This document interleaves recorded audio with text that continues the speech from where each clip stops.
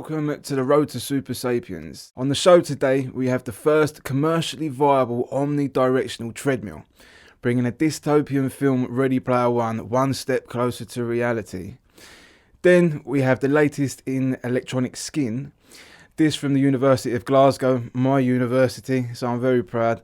And it is in fact the reason why I decided to start a YouTube channel on the topic of future technologies. A channel which I define as everything covering the road to Super Sapiens. Stick with me and you will go far, quite literally. Let us begin.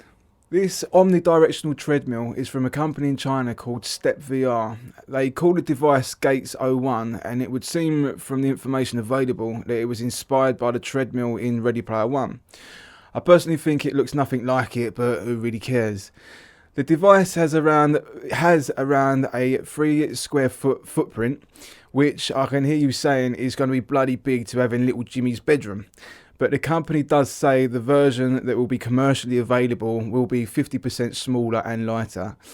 The larger version will be ready for release in VR venues this October, and the smaller version is slated for release in 2023. You have to remember that the world is going to be dragged kicking and screaming into VR, AR and the Metaverse. This type of contraption will be used for work, education, sports and gaming, so I believe people are not only going to be dedicating space to this, but they will be proudly displaying it for the Joneses, just as people did with TVs back in the 60s. This device comes with, and I quote from the article, a dedicated VR headset, a haptic vest, robotic force feedback and motion capture gloves, allowing you to experience a sense of touch while in VR. Now, that claim about the sense of touch is a tenuous one at best, but I'll get to that later. The interesting bit here is robotic force feedback. I saw this being developed a couple of years ago, and it was like a glove, an exoskeleton would react when the wearer would pick up a ball, say a virtual ball, and it would give the resistance one would expect if you were to pick up a real ball. Now, I hope they've got this technology well calibrated, because when little Jimmy grows into a teenager, he may get a little creative and we may see an epidemic of teenagers needing medical intervention, but we are not going to go there. The company says that the headset will enable their sense of smell. I can't find any information as to how this will be implemented. It is a questionable claim because, well, now we're dealing with chemicals and that's a whole other issue, but we can only wait and see. I just hope it's not the same as Scratch and Sniff that came about on Noel's house party, if you remember that. Moving swiftly on, electronic skin. This from the University of Glasgow, and obviously the article discussed the potential applications in robotics. Basically, a mode in which a robot can learn to protect itself from external stimuli in the same way we do, with touch. They say the robot doesn't feel pain per se, and as the experience of pain as it relates to the centres of the brain is still poorly understood, we can appreciate that.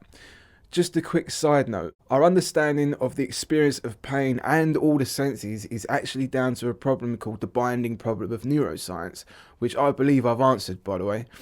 This problem would shed light on the existence or not, if the case may be, of a soul. If you subscribe, I promise it will come up in later videos and you can decide whether my theory is complete or not. But in science, it's just as important to be wrong as it is to be right. Getting back to it, the real development of this technology are the synaptic transistors it employs, which mimic the brain's neural pathways. They're basically copying nature. Please bear with me while I quote from the article for anybody interested in the science. You'll find a link in the description to this video. To build an electronic skin capable of a computationally efficient synapse-like response, the researchers printed a grid of 168 synaptic transistors made from zinc oxide nanowires directly onto the surface of a flexible plastic surface. Then they connected the synaptic transistors with the skin sensors present over the palm of a fully articulated human-shaped robot hand. The development of the electronic skin is the latest breakthrough in flexible, stretchable printed surfaces from the University of Glasgow's Bendable Electronics and Sensing Technologies BEST group, led by Professor Ravinder Daya. Professor Daya said, "We believe this is a real step forward in our work towards creating large-scale neuromorphic printed electronic skin capable of responding appropriately to stimuli." Now, neuromorphic means that they're mimicking human neurons and their modes of action using electronic technology. This is the bit you've all been waiting for. and I quote, "In the future, this research could be the basis for a more advanced electronic skin which enables robots capable of exploring and interacting with the world in new ways, or building prosthetic limbs which are capable of near human levels of touch sensitivity." Do you know what this means? This means little Jimmy's going to be getting creative. The reason this interests me is this technology will be easily applicable to VR and thus Super Sapiens. If we have a technology that can sense stimuli, that technology can recreate said stimuli and reverse it from input to output. Now, although the most advanced prosthetic limbs require electrodes planted into the skin to give the wearer a sense of touch, I personally don't think it will be a great stretch for this electronic skin to stimulate human skin. If it is a great stretch, then in the future, on our road to Super Sapiens, I can see Homo sapiens happily implanting these electrodes to better experience the VR world. Little Jimmy will probably go first. This relates to a far more serious reason as to why I feel this will be the case, and that is the steep incline in men recording no sexual intercourse in a given year. Interestingly, this steep incline relates directly to the introduction of Tinder. I'm not here to discuss all that, but I believe this lack of sex is a major source of declining mental health in men, and think it may go some way in answering the issue of what seems to be an epidemic of young men committing suicide. Again, there are valid debates for and against, and I'm not here to deal with that.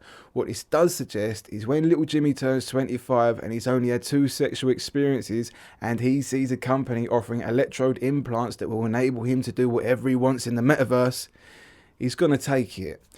And if that's going to be a good thing or a bad thing, only time can tell. The real question here is, if quantum artificial intelligence will be capable of consciousness and thus desires, what will happen when we hand over our bodies to it?